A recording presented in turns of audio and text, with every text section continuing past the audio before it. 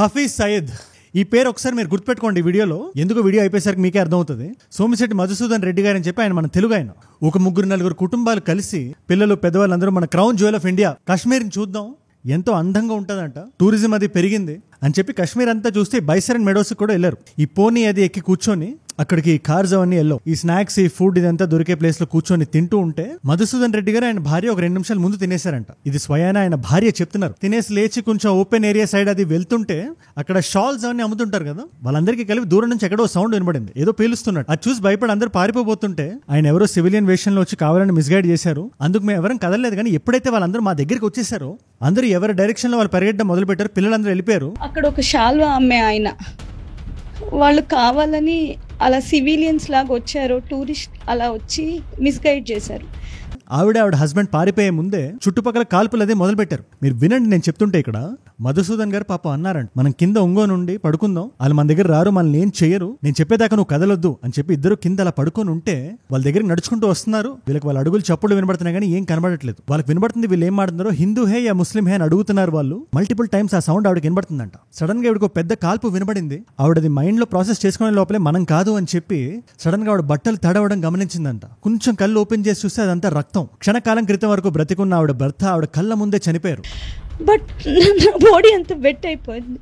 నేను లేచి చూడగానే కోవిడ్ టైంలో రీలోకేట్ అయ్యారంటే యూఎస్ నుంచి బెంగళూరుకు వాళ్ళు. అండ్ ఇది ఎవరు చెప్తున్నారు? ఇది కళ్ళతో చూసిన వాళ్ళు చెప్తున్నారు. మన భారతదేశంలో ఉండే హిందువులకి ముస్లింలకి ఎవడో పాకిస్తాన్ నుంచి వచ్చిన ఒక ఉగ్రవాది హిందువా ముస్లిమా అని చెక్ చేసి డౌట్ క్లియర్ అవ్వకపోతే ప్యాంట్ టిప్పి మరీ చూసి కలిమా అని ఒక ఇస్లామిక్ వర్సన్ రిసైడ్ చేయమని చెప్పి చెక్ చేసి మరీ చంపేశారు. ఇది జరిగినప్పుడు హిందువుల రక్తమే కాదు, భారతీయుడిగా నేల మీద పుట్టిన ప్రతి వాడి రక్తం ఉడికిపోవాలి. ఇది ఇలా జరిగింది అని ఆ రోజు అక్కడ ఉండే వాళ్ళు చెప్తున్నారు కదా. అలాంటి నిజాన్ని నిర్భయంగా మాట్లాడితే ఏ మతం వాళ్ళ మనోభావాలని ఎందుకు దెబ్బతింటాయి? ఇన్ఫాక్ట్ అవే eye witness accounts. Sajad Ahmad garu అని చెప్పి ఆయన ఒక టూరిస్ట్ గైడ్. ఆయన టూరిస్టులను కాపాడి బయటికి తెస్తుంటే అలాంటి సిచ్యువేషన్ లో ఆ ఫోటోలు వైరల్ వెళ్తున్నాయి. ప్రాణాలు తెగించి కాపాడాడు ఆయన. లేదా సయ్యద్ అనే ఇంకో వ్యక్తి చనిపోయిన వాళ్ళలో ఒకడు టూరిస్టులను కాపాడబోతూ చనిపోయాడంటే అక్కడ ఉండే ఒక లోకల్. కాకపోతే ఇక్కడ మీకు వ్యత్యాసం కనబడాలి. హిందువుల కాదాన్ని చూసి చంపడానికి, ఆ సిచ్యువేషన్ లో ఉండి జనాల్ని కాపాడబోతూ చనిపోవడానికి చాలా తేడా ఉంది. అఫ్ కోర్స్ సయ్యద్ అనే వ్యక్తి చేసింది హీరోయిక్ యాక్ట్. బట్ ఈ రెండింటిని మనం కలిపి చూడకూడదు. ఎప్పుడైతే ఆ ఉగ్రవాదులు ఏ మైండ్ సెట్ లోపలికి వచ్చారో అది మనం ఓపెన్ గా మాట్లాడగలుగుతాం, ఎవరికి భయపడకుండా. అప్పుడే మనం రూట్ కాస్ అంతం చేయగలుగుతాం. అసీం మునీర్ డైరెక్ట్ గా వచ్చి అంటాడు, ఆయన స్టేజ్ మీద నిలబడి మైక్ ముందు పెట్టుకొని we are different from Hindus, we are different from the Hindus in every possible aspect of life అని చెప్పి వారం కూడా తిరగకుండా ఈ దాడి జరిగింది. అఫ్ కోర్స్ ఈ దాడి హ్యూమానిటీ మీద. బట్ అక్కడ చూసిన వాళ్ళు చెప్పింది మనం డిస్కౌంట్ చేయకూడదు. రాబోయే తరాలకు అన్యాయం చేసిన వాళ్ళం అవుతాం. మధుసూదన్ గారిని గుండెల్లో పెట్టుకోవాలి మనం. మోదీ గారు స్టేజ్ ఎక్కి చెప్పిన భూమి మీద ఏ మూల దాక్కున్నా మేము మెడ పట్టుకొని బయటికి లాగుతామని. I say to the whole world, India will identify, track and punish every and their backer. Pahalgam లో జరిగిన దాడిని మేమందరం ఖండిస్తున్నాం అని చెప్పి ఆల్ పార్టీ మీటింగ్ కి వచ్చిన రాహుల్ గాంధీ గారు చెప్పిన దాని అర్థం ఒకటే, బయట దేశం నుంచి ఎవరైనా ఒక మతోన్మాది లోపలికి వస్తే India will not SIT quietly. Pakistan direct గా బహిరంగంగా బయటకు వచ్చి యాక్ట్ ఆఫ్ వార్ అంటుంది, ఎయిర్ స్పేస్ షట్ చేసింది. జేడీ బక్షీ గారు కూర్చొని డైరెక్ట్ గా కెమెరా ముందు చూస్తూ ఒక 3 స్టెప్ ఫార్ములా ఇచ్చారు ఆయన, పాకిస్తాన్ తో ఎలా డీల్ చేయాలని చెప్పి. ఒక పక్కన ఆల్ పార్టీ మీటింగ్ జరుగుతుంది, అన్ని పార్టీల వాళ్ళు ఒక్కటే. రాజ్నాథ్ సింగ్ గారు అనుకుంటా దానికి చైర్మన్. ఈ ఉగ్రవాదులను బయటికి లాగడం ఖచ్చితం, కాకపోతే మాకు కావాల్సిన పరదా వెనకాతలు నిలబడిన వాడు. हम उन तक भी पहुंचेंगे जिन्होंने पर्दे के पीछे बैठकर हिंदुस्तान की सरजमी पर ऐसी नापाक हरकतों की साजिशें रची हैं.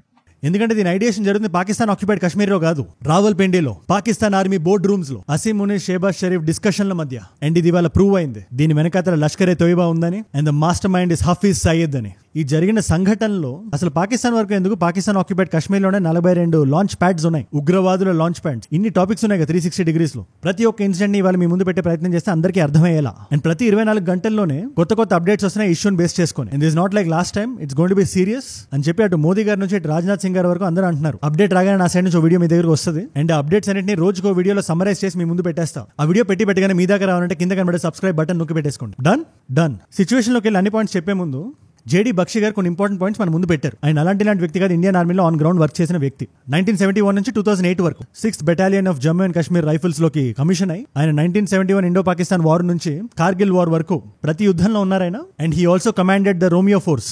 జమ్మూ అండ్ కాశ్మీర్ లో ఆ టైంలో జరుగుతున్న యాంటీ ఇన్సర్జెన్సీకి ఈ గ్రూపే వీళ్ళే రూపకర్తలు. గ్యాలంటరీ సేనా మెడల్ కూడా వచ్చింది ఆయనకి. ఆయన చాలా కోపంలో ఉన్నారు. ఆయన చూస్తుంటే అర్థమవుతుంది మన దేశం మీదకి వచ్చి పాకిస్తాన్ ఇలా ఆడడానికి కారణం మన టాలరెన్సే. ఇప్పుడు కూడా మన లీడర్స్ వచ్చి ఆ ఉగ్రవాదులు బయటికి లాగుతాం, చంపేస్తాం అంటున్నారు. కానీ that you'll anyways bloody well do అంటే అది మీరు చేస్తారు, మాకు కూడా తెలుసు. 48 నుంచి 72 గంటల మధ్యలో చనిపోయిన వాళ్ళ మృతదేహాలని ఫోటోలు తీసి చూపిస్తారు మాకు. It is the duty of the security forces to bring them to justice by tomorrow or day after. And I'm sure they will be. I'm sure we will be shown their dead bodies. We don't want to see their pictures and faces, sketches. But ఈ కథ అక్కడితో end అవ్వకూడదు. పాకిస్తాన్ కు జబ్బు ఉంది, ఆ జబ్బు ఇండియాని నాశనం చేద్దామని.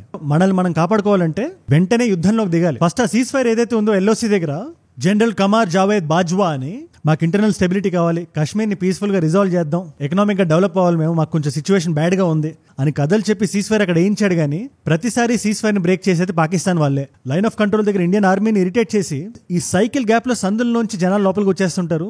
ఇన్ఫాక్ట్ మీరు జాగ్రత్తగా గమనిస్తే పీర్ పంజల్ రీజన్ అని ఉంటుంది, అక్కడ గట్టిగా మాట్లాడితే 100 మీటర్స్ కూడా మనకి విజిబిలిటీ ఉండదు, అంత దట్టమైన అడవులు అవి. వీళ్ళు దాక్కోవడానికి, బొక్కలో దూరడానికి, బయటకు వచ్చి సివిలియన్స్ లో కలిసిపోవడానికి, వాళ్ళని బ్రెయిన్ వాష్ చేయడానికి ద రెసిస్టెన్స్ ఫ్రంట్ అని చెప్పి లష్కరే తోయిబా పేరు మార్చేసి ఆఫ్ షూట్స్ లో లోపలికి వచ్చి లోకల్ కాశ్మీరీ యూత్ ని రిక్రూట్ చేసుకుని వాళ్ళని రాడికలైజ్ చేసి ఇలా సంవత్సరానికి కొన్ని వేల సార్లు ఆ సీజ్ ఫైర్ ని బ్రేక్ చేసేది పాకిస్తానీ ఆర్మీయే. ఎవరు మాకు కావాలి ఆ సీజ్ ఫైర్ పెట్టండి అని చెప్పిన ఆర్మీ. ఇన్ఫాక్ట్ నేను వీడియో షూట్ చేస్తున్న టైంకి 36 గంటలు కూడా అవ్వలేదు, మళ్ళీ అదే విధంగా సీజ్ ఫైర్ బ్రేక్ అయింది. ఉరీ రీజియన్ లో, బారాముల్లా రీజియన్ లో, ఎల్ఓసీకి అవతల పక్క ముజఫర్బాద్ అని ఉంటుంది, బోత్ కాశ్మీర్ రీజియన్ లో ఇటు జమ్మూ రీజియన్ లో ఏదైతే బార్డర్ దగ్గర ఎల్ఓసీ వెళ్తా ఉంటుందో కోఆర్డినేటెడ్ గా ఒకే టైం కి రకరకాల ఏరియాస్ లో కాల్పులు మొదలెట్టారు.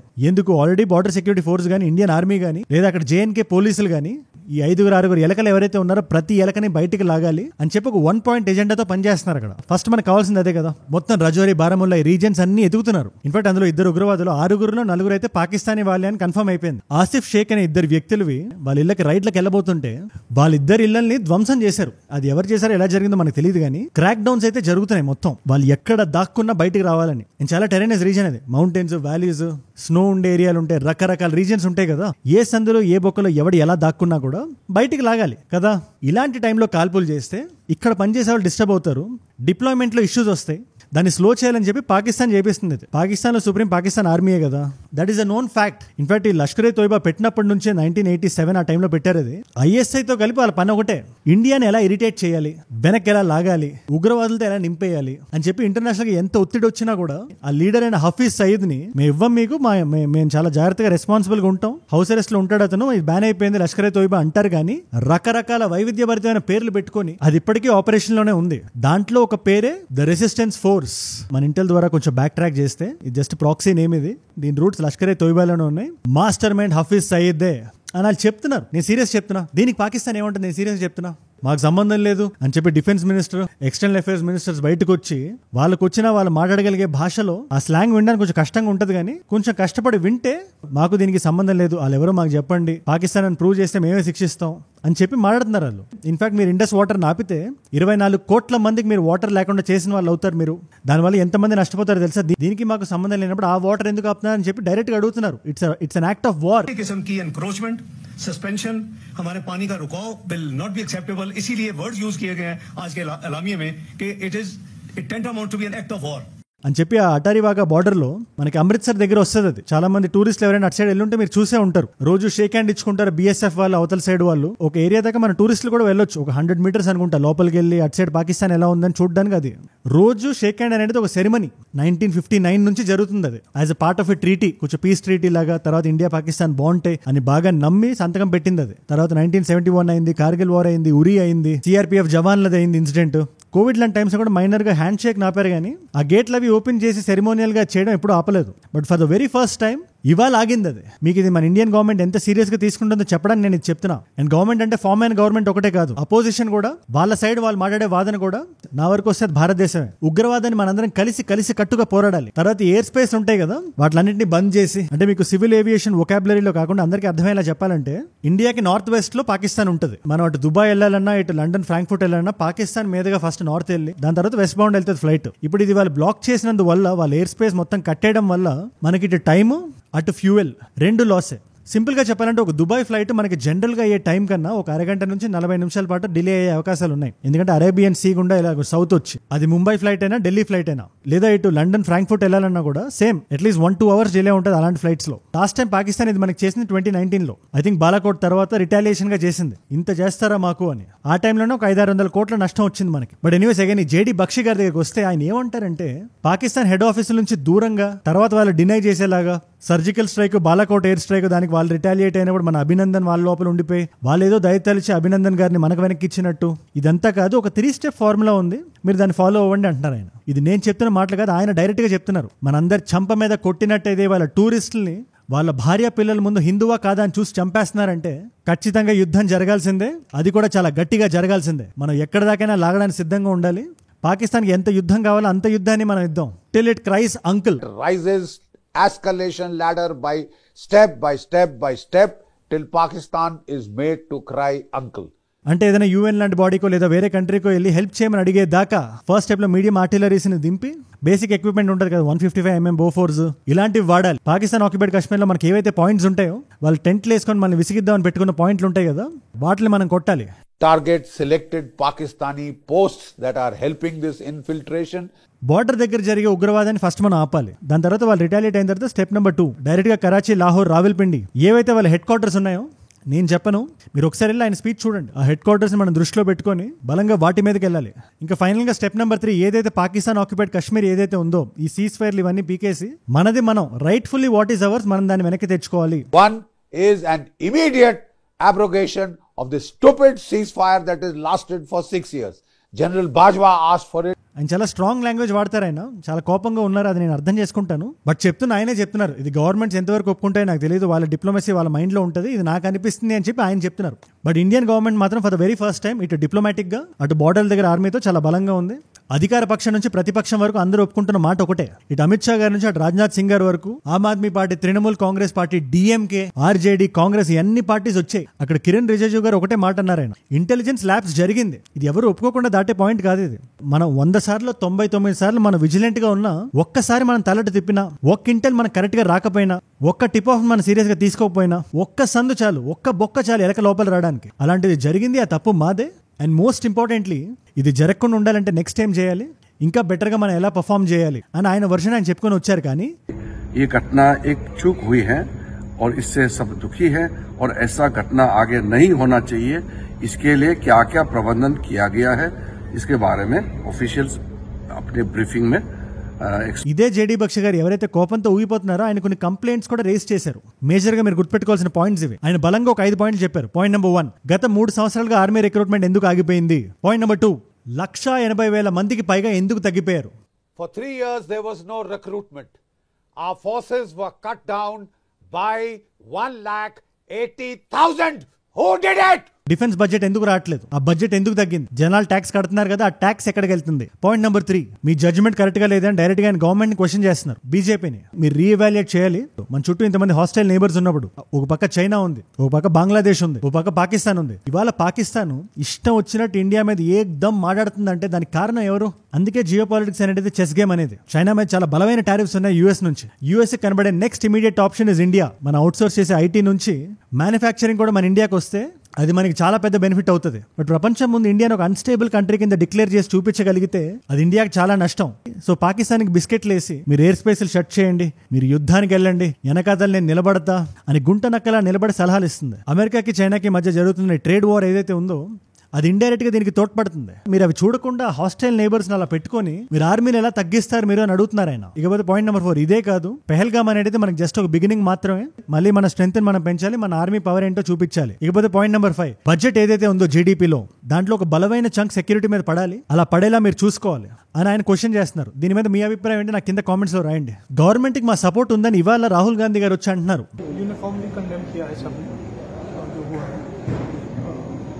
और पूरी सपोर्ट दिया ऑपोजिशन ने सरकार को, कोई भी action.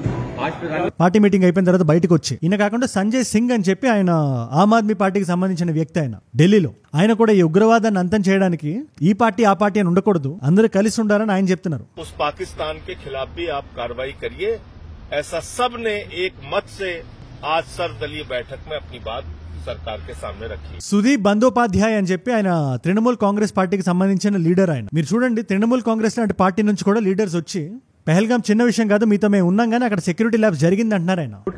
Security labs were discussed, but assured the government that all political parties will stand by the government, whatever decisions they can take for the interest of the country. In any case, నాకు చాలా interesting అనిపించిన point ఏంటో తెలుసా మీకు? నేను విషయం మొన్నటి వీడియోలో కూడా చెప్పా. మీరు కాశ్మీర్లో ఉండే వాళ్ళందరినీ ఒక బ్రాకెట్లో వేసేయకండి. మీరు ఈ రెసిస్టెన్స్ ఫ్రంట్, లష్కర్ ఏ తోయిబా లాంటి ఆర్గనైజేషన్స్ నుంచి వచ్చి బ్రెయిన్ వాష్ చేయబడ్డ వాళ్ళు కొంతమంది ఉంటే, కొంతమంది నిజంగా ఇండియా మాది అని నమ్ముతారు. ఒక బలమైన సంఖ్య ఇండియా నా దేశం అని నమ్ముతారు. వాళ్ళు వి బిలీవ్ ఇన్ ఇండియా అంటున్నారు. ఎవరైతే టూరిస్టులు బయటికి వెళ్తున్నారో వాళ్ళకి సాయపడుతున్నారు. ఎట్ ద సేమ్ టైం ఇదే కాశ్మీరీస్ లో కొంతమంది మిస్ఇన్ఫార్మ్డ్ గా ఉన్నారు. నేను ఒక వీడియో చూసిన జిస్ట్ అనే ఒక ఛానల్లో, అందులో ఒక ఆవిడ వెళ్ళి అందరినీ అడుగుతున్నారు ఈ పెహల్గామ్ గురించి. లోకల్ గా ఎవరైతే బిజినెస్ అవి చేసుకుంటూ ఉంటారు కదా, వాళ్ళ ఆవేదన వాళ్ళు వ్యక్తం చేస్తున్నారు. కానీ అగైన్ అక్కడ ముస్లింలు కూడా చనిపోయారు, దాన్ని ఎందుకు కవర్ చేయట్లేదు అంటున్నారు. నేను వీడియో బిగినింగ్ లోనే దీనికి క్లారిటీ ఇచ్చా. సయ్యద్ అనే వ్యక్తి, మన భారతదేశంలో ఉండే ముస్లిమ్స్ సయ్యద్ లాంటి వాళ్ళు ప్రాణాన్ని పనంగా పెట్టి వాళ్ళు చనిపోతే వాళ్ళు హీరోసే. కాకపోతే వాళ్ళు ప్రాణాన్ని పనంగా పెట్టారు. కానీ ఎవరైతే 4-5 వచ్చి చంపుదాం అనుకున్నారు వాళ్ళు వీళ్ళు కాదు కదా. ఈ రెండు ఒకటి కాదు. Again coming back to this just interview, అంటాడు ఆయన, ఒక వ్యక్తి అక్కడ లోకల్, తెలిసి అంటాడో తెలియకంటాడో తెలియదు కానీ పాకిస్తాన్ కి దీనికి ఏం సంబంధం ఉంది? वो लोग భీక్ మాంగ్ రే, వాళ్ళు చేయట్లేదు. ఇది మన దేశం నుంచి వస్తుంది. అది ఎక్కడి నుంచి వస్తుందో మనకు తెలియదు. గవర్నమెంట్ పట్టుకోవాలంటాడు ఆయన. ఎలా పట్టుకుంటారు? నిజాన్ని మనం ఫేస్ చేయకపోతే ఎలా? మీరు మిస్ఇన్ఫార్మ్డ్ గా ఉన్నారో లేదా నోటికి వచ్చింది మాట్లాడుతున్నారో నాకు అర్థం కావట్లేదు. ఛత్తీస్గఢ్ లాంటి ప్లేసుల్లో లేదా కాశ్మీర్ లో అడవుల్లో ఈ నక్సలైట్లు ఉంటారు కదా, వాళ్ళని ఏం చేయొద్దు, అనవసరంగా వాళ్ళ మీదకి వెళ్తారని చెప్పి ర్యాండమ్ గా ఈ టాపిక్ తెస్తున్నాడు. ఆవిడ యాంకర్ కరెక్ట్ సమాధానం చెప్పింది. जब हम इसका तनाव करते हैं, जब नक्सलाइट्स के पीछे पड़े, हालांकि वो आतंकवादी नहीं है, वो नक्सलाइट्स है. నేను ఛత్తీస్గఢ్ నుంచి వచ్చా. నేను మీరు అంటున్నట్టు వాళ్ళు గవర్నమెంట్ ఇబ్బంది పెట్టకుండా లేరు అక్కడ. ఆ మాటను మీరు వెనక్కి తీసుకోండి అని చెప్పింది ఆవిడ. नक्सलाइट्स पीसफुली जंगलों में नहीं रहते, उनके कारण आम आदिवासी भी परेशान है.